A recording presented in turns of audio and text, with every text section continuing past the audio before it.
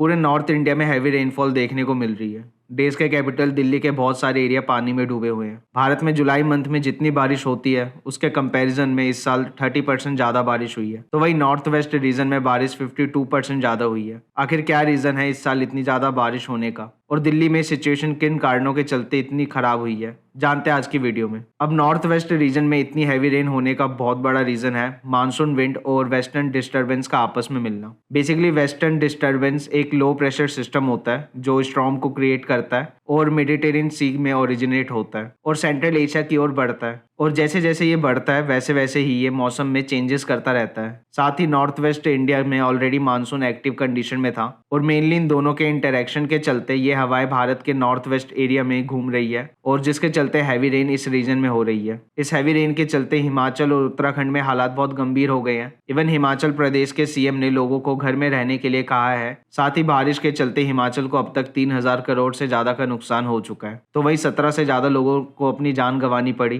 तो वही दिल्ली में हालात फ्लड जैसे हो गए हैं। पिछले कुछ दिनों में दिल्ली में मानसून रेन के चलते हैवी रेन देखने को मिली, जिसके चलते दिल्ली की सड़कें नदियों में बदल गई और दिल्ली के कई इलाकों में पानी भर गया और अगले कुछ दिनों में दिल्ली में फ्लड जैसी सिचुएशन क्रिएट हो सकती है। और जो इलाके यमुना नदी के पास हैं और जिन इलाकों में पानी भरने का खतरा ज्यादा है उन इलाकों में सरकार ने सेक्शन 144 लगा दिया। दिल्ली में ऐसे हालात होने के पीछे एक बहुत बड़ा रीजन है यमुना नदी में पानी का लेवल एकदम से बहुत ज्यादा बढ़ जाना। अभी इस टाइम पर यमुना नदी में पानी का लेवल खतरे के निशान को पार कर चुका है, जिसके चलते नदी का पानी ओवरफ्लो करके आसपास के एरिया में आ गया है, जिससे पब्लिक और प्राइवेट प्लेस में पानी भर गया है। स्पेशली दिल्ली का वो एरिया जो यमुना नदी के सबसे पास में है, वहाँ हालात सबसे ज़्यादा खराब है। थर्सडे को सुबह 10 बजे यमुना नदी के पानी का लेवल 208 मीटर से ऊपर चला गया था, जिसने 45 साल पुराने रिकॉर्ड को तोड़ दिया। लेकिन उससे ज़्यादा बड़ी प्रॉब्लम यह है कि सेंट्रल वाटर कमीशन के अनुसार यमुना नदी के वाटर लेवल अभी और बढ़ सकता है, और अगर ऐसा होता है तो दिल्ली में हालात और ख़राब हो जाएंगे।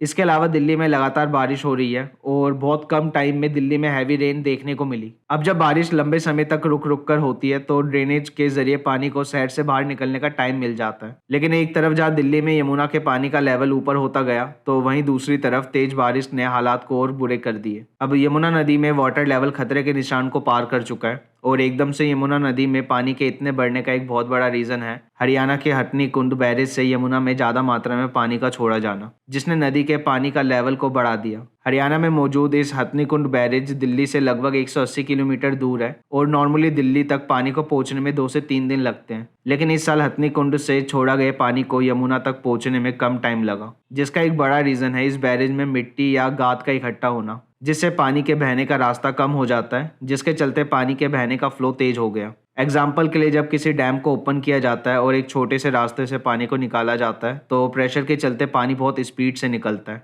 इसके अलावा हथनी कुंड बैरेज से नॉर्मली जिस वाटर फ्लो रेट से पानी छोड़ा जाता है उसके कंपैरिजन में 1.5 टाइम ज़्यादा पानी को छोड़ा गया, और इसका रीज़न है पूरे नॉर्थ इंडिया में हैवी रेन का होना। अब नॉर्मली इस बैरेज से वाटर फ्लो का रेट 352 कुसैक होता है और एक कुसैक 28.32 लीटर पर सेकंड के बराबर होता है, और इस वाटर फ्लो में 1.5 टाइम का इंक्रीज होना बताता है कि कितना ज़्यादा पानी को इस बैरेज से छोड़ा गया। इसके अलावा यमुना नदी के अगर वजीराबाद से ओखला तक के हिस्से को देखोगे तो इस एरिया में नदी की लंबाई लगभग 22 किलोमीटर है और इतनी लंबाई में इस एरिया में 20 फ्लाईओवर बने हुए हैं, जो बहुत ज़्यादा है। अब इतने ज़्यादा फ्लाईओवर होने की वजह से ये यमुना नदी के पानी के फ्लो को डिस्टर्ब और स्लो करते हैं। साथ ही इन फ्लाईओवर के खंभे पानी के साथ बहकर आने वाले रेत और मिट्टी को रोक लेते हैं, और इन रेत और मिट्टी के इकट्ठा होने से नदी के बीच छोटे छोटे ज़मीन के टुकड़े बन जाते हैं जो पानी के फ्लो को रोकते हैं। और ऐसे में जब ज़्यादा पानी को नदी में छोड़ा जाता है तो ये नदी का पानी आसपास के एरिया में फैलने लगता है। इन सब के अलावा एक बड़ा रीज़न है दिल्ली में ड्रेनेज सिस्टम में कचरे का जमा होना।